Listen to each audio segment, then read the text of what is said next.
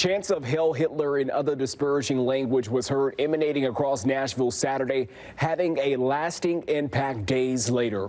Roughly 50 members of a group called Blood Tribe, which identifies as a white supremacist organization, stopped at the Capitol and along Broadway Street, where obscenities could be heard coming from them.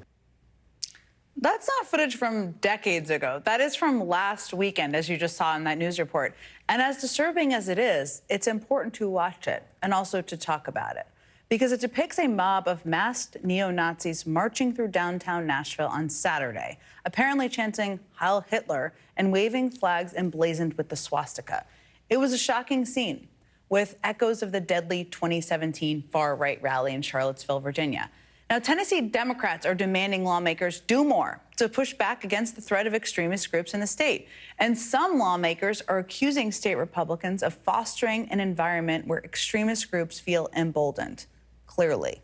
The legislature's Democratic Party caucus chair pointed out that his previous resolution condemning the rise of neo-Nazi extremism in Tennessee went nowhere amid the state's Republican supermajority. Notably, when a local news outlet asked the state's Republican majority leader if he would support such a resolution now, after Saturday's reprehensible display of hatred, he condemned the march but refused to commit to any legislative action.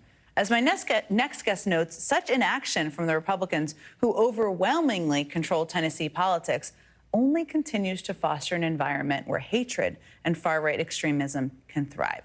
State Representative Justin Jones represents Nashville in the Tennessee legislature. He was one of the so-called Tennessee 3 lawmakers who were expelled from the body last year. I'm sure you remember that well, after they protested gun violence on the House floor following a mass shooting.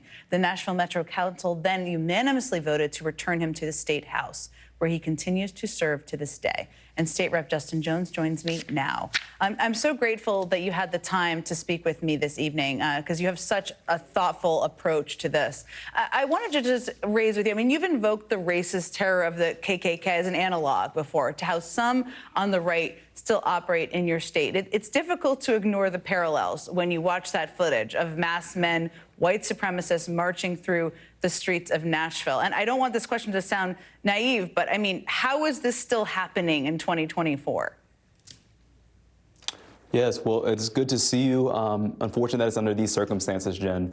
I was leaving an event honoring a black sorority, and myself and my chief of staff were confronted by a neo-Nazi march, marching down the streets of Nashville, just blocks from the Capitol, chanting, "Save the white man, deport all Mexicans," with swastikas.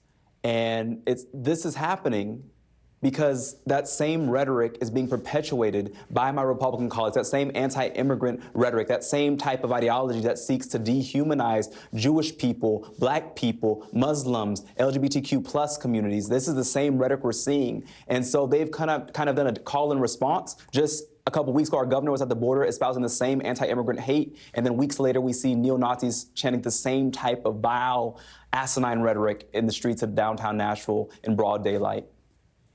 It's such an important, as you noted, I know you were speaking on this today too, that this is broad. I mean, their hatred is very broad. Anyone who basically doesn't look like them. I can't believe I'm asking this, but there seems to be a ridiculous narrative forming among some on the conspiratorial right that this march was secretly a plant by Democrats to make the right look bad. This is clearly absurd, but we have to call it the absurdity. So what is your, you witnessed this. I mean, tell us, you witnessed it, you took footage of it, you put footage online.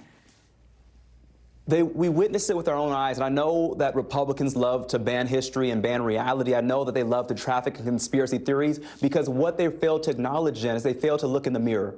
This is who they are. This is the monster they've created. This is the monster that they have fed with the red meat of racism when they attack migrants, when they attack Muslim communities, when they attack marginalized communities. This is what they've made. And rather than acknowledge it and take action to address it, they want to create conspiracy theories because they rely on the politics of deflection, deception, and distraction. That's what they're relying on with these conspiracy theories. And so those conspiracy theories are absurd, but they're also very dangerous because they're an attempt to deflect from the responsibility of their own leadership, Republican leadership, people like Donald Trump, who have fostered these hate groups, who have elevated them and amplified them by giving them the megaphone of political power.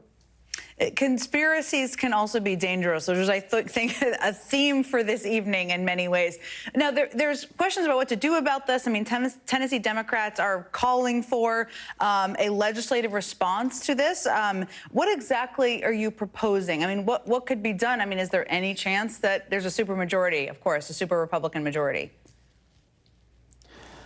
Yeah, I mean, what we need is reflective action. We need intentional action. Words are nice. A resolution would be nice, but we cannot just condemn this by saying we condemn this through words. We have to look at the policies being perpetuated in the Tennessee House. We're the same state house that has banned books about Black history and banned books about LGBTQ community members. This is the same state house that made it so that adoption agencies could discriminate against Jewish couples because they're religiously based. This is the same state house that has made it so that 1 in 5 Black men in Tennessee cannot vote. This is the same state house that has perpetuated hate and vitriol against immigrants. Just this week, having members stand on the floor and say that there's an invasion at the southern border. This is the hate that leads to hateful actions. Hateful words lead to hateful actions. So I want my Republican colleagues to do a lot of reflection.